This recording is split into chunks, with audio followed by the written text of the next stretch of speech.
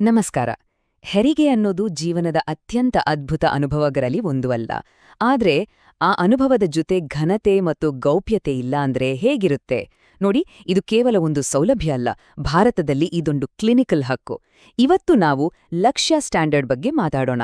ಹೆರಿಗೆ ಕೋಣೆಯ ಅನುಭವವನ್ನು ಸುರಕ್ಷಿತ ಮತ್ತು ಅತ್ಯಂತ ಗೌರವಯುತವಾಗಿಸಲು ಸರ್ಕಾರ ತಂದಿರುವ ಒಂದು ಪ್ರಮುಖ ಉಪಕ್ರಮ ಇದು. ಬನ್ನಿ, ಈ ಒಂದು ಮುಖ್ಯವಾದ ಪ್ರಶ್ನೆಯಿಂದ ಶುರು ಮಾಡೋಣ.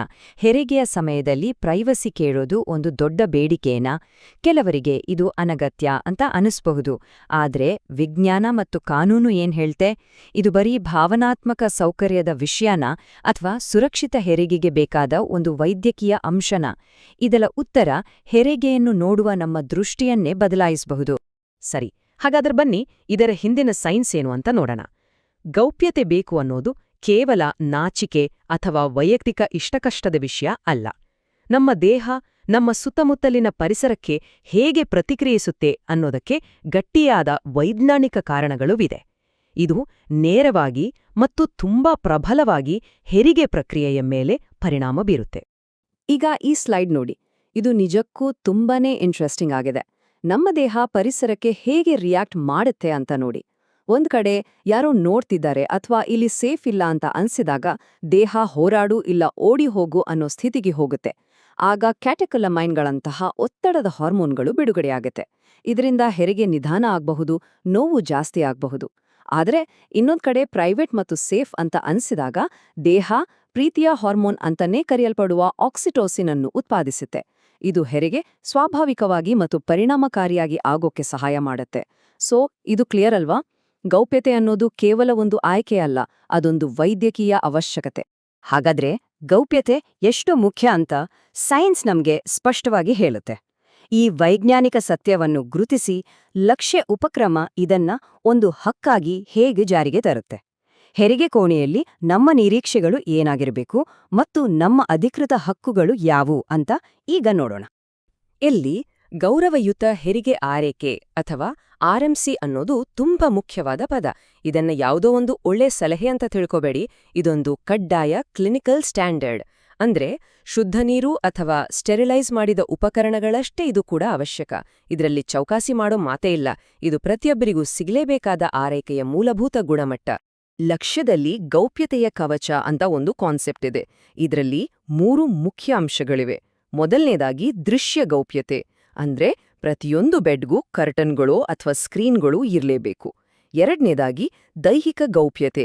ಆರೈಕೆಯಲ್ಲಿ ನೇರವಾಗಿ ಭಾಗಿಯಾಗಿರೋದು ಯಾರೂ ಕೂಡ ನೋಡಬಾರ್ದು. ಮತ್ತು ಮೂರನೇದಾಗಿ ಸಾಧ್ಯವಾದ್ರೆ ಎಲ್ಡಿಆರ್ ಬೆಡ್ಗಳ ಬಳಕೆ. ಅಂದ್ರೆ ಒಂದೇ ಕೋಣೆಯಲ್ಲಿ ಹೆರಿಗೆ ಮತ್ತು ಚೇತರಿಕೆ ನಡೆಯೋದು. ಈ ಮೂರೂ ಸೇರಿ ನಮ್ಮ ವೈಯಕ್ತಿಕ ಸ್ಪೇಸ್ಗೆ ಒಂದು ಭದ್ರಕೋಟೆಯನ್ನ ನಿರ್ಮಿಸ್ತವೆ. ಇದು ಬರೀ ರೂಲ್ಸ್ ಅಲ್ಲ, ಇದೊಂದು ಗೌರವದ ತತ್ವ. ಘನತೆಯ ಮಾನದಂಡದ ಪ್ರಕಾರ ಪರೀಕ್ಷೆ ಮಾಡುವಾಗ ಯಾವ ಭಾಗದ ಪರೀಕ್ಷೆ ನಡೀತಿದ್ಯೋ ಅಷ್ಟು ಮಾತ್ರ ತೆರೆದಿಡ್ಬೇಕು. ಉಳಿದ ಭಾಗವನ್ನು ಸ್ವಚ್ಛವಾದ ಹೊದಿಕೆಯಿಂದ ಮುಚ್ಚಿರ್ಬೇಕು. ಸರಿಯಾಗಿ ಮುಚ್ಚುವಂತಹ ಸ್ವಚ್ಛವಾದ ಗೌನ್ ಒದಗಿಸೋದು ಅವರ ಕರ್ತವ್ಯ. ಮತ್ತು ನೆನ್ಪಿಡಿ, ತುರ್ತು ಪರಿಸ್ಥಿತಿಯಲ್ಲೂ ಕೂಡ ಘನತೆಯನ್ನ ಕಾಪಾಡೋದು ಅವರ ಜವಾಬ್ದಾರಿಯಾಗಿರುತ್ತೆ. ಗೌಪ್ಯತೆ ಅಂದ್ರೆ ಬರೀ ದೇಹಕ್ಕೆ ಮಾತ್ರ ಸೀಮಿತ ಅಲ್ಲ, ನಮ್ಮ ವೈದ್ಯಕೀಯ ಮಾಹಿತಿಗೂ ಇದು ಅನ್ವಯ ಆಗುತ್ತೆ.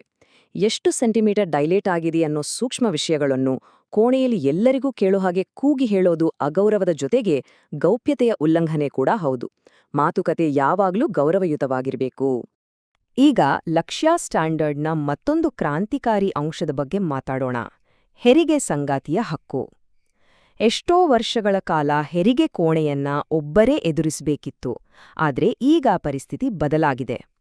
ಹೆರಿಗೆಯ ಸಮಯದಲ್ಲಿ ಬೆಂಬಲವಾಗಿ ನಮ್ಮ ಆಯ್ಕೆಯ ಒಬ್ರು ಜೊತೆಯಲ್ಲಿರಲು ಕಾನೂನುಬದ್ಧವಾಗಿ ಅವಕಾಶವಿದೆ. ನಮ್ಮ ಹೆರಿಗೆ ಸಂಗಾತಿ ಅಂದ್ರೆ ಸುಮ್ಮನೆ ಕೈ ಹಿಡಿದುಕೊಳ್ಳೋಕೆ ಮಾತ್ರ ಅಲ್ಲ, ಅವರೊಬ್ಬ ಗೌಪ್ಯತೆಯ ವಕೀಲರು. ಅಂದ್ರೆ ನಮ್ಗೆ ಮಾತಾಡೋಕೆ ಆಗದಿದ್ದಾಗ ಅವರು ನಮ್ಗಾಗಿ ಮಾತಾಡ್ತಾರೆ. ನಮ್ಮ ಹಕ್ಕುಗಳಿಗೆ ಗೌರವ ಸಿಗ್ತಿದ್ಯಾ ಇಲ್ವಾ ಅಂತ ಖಚಿತಪಡಿಸ್ಕೊಳ್ಳೋಕೆ ಅವರು ನಮ್ಗೆ ಒಂದು ದೊಡ್ಡ ರಕ್ಷಣೆ ಇದ್ದಾಗೆ. ಈ ಸ್ಲೈಡ್ನಲ್ಲಿ ಇದನ್ನ ಸ್ಪಷ್ಟವಾಗಿ ನೋಡಬಹುದು. ಹೆರಿಗೆ ಸಂಗಾತಿಯ ಪಾತ್ರದಲ್ಲಿ 2 ಮುಖ್ಯ ಭಾಗಗಳಿವೆ. ಎರಡೂ ಕೂಡ ಅಷ್ಟೇ ಮುಖ್ಯ. ಒಂದು ಭಾವನಾತ್ಮಕ ಬೆಂಬಲ, ಧೈರ್ಯ ಮತ್ತು ಸಮಾಧಾನ ಮಾಡೋದು. ಇನ್ನೊಂದು ಪ್ರಾಯೋಗಿಕ ರಕ್ಷಣೆ, ಕರ್ಟನ್ಗಳು ಸರಿಯಾಗಿ ಕ್ಲೋಸ್ ಆಗಿವೆಯಾ, ಅನಗತ್ಯ ಜನರು ಕೋಣೆಯಲ್ಲಿಲ್ಲ ತಾನೆ ಅಂತ ಖಚಿತಪಡಿಸಿಕೊಳ್ಳೋದು. ಹೀಗೆ ನಮ್ಮ ಗೌಪ್ಯತೆಯ ಹಕ್ಕನ್ನು ಸಕ್ರಿಯವಾಗಿ ಕಾಪಾಡೋದು. ಇಷ್ಟೆಲ್ಲ ಹಕ್ಕುಗಳ ಬಗ್ಗೆ ತಿಳ್ಕೊಳ್ಳೋದು ಮೊದಲನೇ ಹೆಜ್ಜೆ. ಆದ್ರೆ ಅದನ್ನ ನಿಜವಾಗಿ ಪಡ್ಕೊಳ್ಳೋದು ಹೇಗೆ? ಬನ್ನಿ, ಈಗ ನಮ್ಗೆ ಶಕ್ತಿ ತುಂಬುವ ಕೆಲವು ಪ್ರಾಯೋಗಿಕ ಕ್ರಮಗಳ ಬಗ್ಗೆ ಮಾತಾಡೋಣ. ಸರಿ, ಜ್ಞಾನನೇ ಶಕ್ತಿ ಅಂತ ಹೇಳ್ತಾರೆ. ಆದ್ರೆ ಆ ಶಕ್ತಿನ ಸರಿಯಾದ ಟೈಮಲ್ಲಿ ಹೇಗೆ ಬಳಸೋದು? ಹೆರಿಗೆ ಕೋಣೆಯಲ್ಲಿದ್ದಾಗ ನಾವು ಅಥವಾ ನಮ್ಮ ಸಂಗಾತಿ ಏನ್ ಮಾಡ್ಬೋದು? ಇಲ್ಲಿ ಕೆಲವು ಸರಳವಾದ ಆದ್ರೆ ತುಂಬಾನೇ ಪರಿಣಾಮಕಾರಿಯಾದ ದಾರಿಗಳಿವೆ. ನೋಡಿ, ಈ ಸರಳ ವಾಕ್ಯಗಳನ್ನ ಬಳಸೋಕೆ ಸ್ವಲ್ಪನೂ ಹಿಂಜರಿಯಬೇಡಿ. ಇದೆಲ್ಲ ನಮ್ಮ ಹಕ್ಕುಗಳು. ಪರೀಕ್ಷೆ ಶುರು ಮಾಡೋ ಮೊದಲು ದಯವಿಟ್ಟು ಕರ್ಟನ್ಗಳನ್ನ ಸರಿಯಾಗಿ ಮುಚ್ಚಬಹುದಾ ಅಂತ ಸೌಜನ್ಯದಿಂದ ಕೇಳಬಹುದು. ಕೋಣೆಯಲ್ಲಿ ತುಂಬಾ ಜನ ಇದ್ರೆ, ಕ್ಷಮಿಸಿ, ಇಲ್ಲಿರೋರೆಲ್ರೂ ನನ್ನ ಕೇರ್ ಟೀಮ್ನವರೇನಾ ಅಂತ ಕೇಳೋ ಸಂಪೂರ್ಣ ಹಕ್ಕು ನಮ್ಗಿದೆ. ನೆನ್ಪಿಡಿ, ಇದು ಅಗೌರವ ತೋರ್ಸೋದಲ್ಲ, ಇದು ನಮ್ಮ ಆರೈಕೆಯಲ್ಲಿ ನಾವು ಸಕ್ರಿಯವಾಗಿ ಭಾಗವಹಿಸೋದು. ಮತ್ತು ಕೊನೆಯದಾಗಿ, ನಾವು ಆಸ್ಪತ್ರೆಯನ್ನು ಆಯ್ಕೆ ಮಾಡೋ ಮೊದಲೇ ಒಂದು ಮುಖ್ಯವಾದ ಕೆಲಸ ಮಾಡಬಹುದು. ಆಸ್ಪತ್ರೆಯ ಆಡಳಿತವನ್ನು ನೇರವಾಗಿ ಕೇಳಿ, ನಿಮ್ಮ ಆಸ್ಪತ್ರೆ ಲಕ್ಷ್ಯ ಸರ್ಟಿಫೈಡ್ ಆಗಿದೆಯಾ? ಈ ಸರ್ಟಿಫಿಕೇಶನ್ ಕೇವಲ ಒಂದು ಸ್ಟಿಕ್ಕರ್ ಅಲ್ಲ, ಇದು ಅವರು ಘನತೆ, ಗೌಪ್ಯತೆ ಮತ್ತು ಉನ್ನತ ಗುಣಮಟ್ಟದ ಆರೈಕೆಯನ್ನು ಗಂಭೀರವಾಗಿ ತೆಗೆದುಕೊಳ್ತಾರೆ ಅನ್ನೋದಕ್ಕೆ ಒಂದು ಸಂಕೇತ. ಹಾಗಾದ್ರೆ ಈ ಒಂದು ಮಾಹಿತಿಯ ಒಂದಿಗೆ ಇವತ್ತಿನ ಈ ವಿಶ್ಲೇಷಣೆಯನ್ನು ಮುಗಿಸೋಣ. ಈ ಹಕ್ಕುಗಳ ಬಗ್ಗೆ ತಿಳಿದುಕೊಳ್ಳೋದೇ ಒಂದು ದೊಡ್ಡ ಶಕ್ತಿ. ಈ ಜ್ಞಾನ ಕೇವಲ ಒಬ್ಬ ವ್ಯಕ್ತಿಯ ಅನುಭವವನ್ನ ಬದಲಾಯಿಸಲ್ಲ, ಅದು ಇಡೀ ಸಿಸ್ಟಮನ್ನೇ ಬದಲಾಯಿಸುವ ಶಕ್ತಿ ಹೊಂದಿದೆ. ಈ ಜ್ಞಾನವನ್ನ ಹಂಚ್ಕೊಂಡಾಗ ಮತ್ತು ನಮ್ಮ ಹಕ್ಕುಗಳನ್ನ ಕೇಳ್ದಾಗ, ಗೌರವಯುತ ಹೆರಿಗೆ ಆರೈಕೆಯು ಕೇವಲ ಒಂದು ನಿರೀಕ್ಷೆಯಾಗಿ ಉಳಿಯೋದಿಲ್ಲ, ಅದು ಎಲ್ಲರಿಗೂ ವಾಸ್ತವವಾಗುತ್ತದೆ. ಇದರ ಬಗ್ಗೆ ಯೋಚಿಸಿ.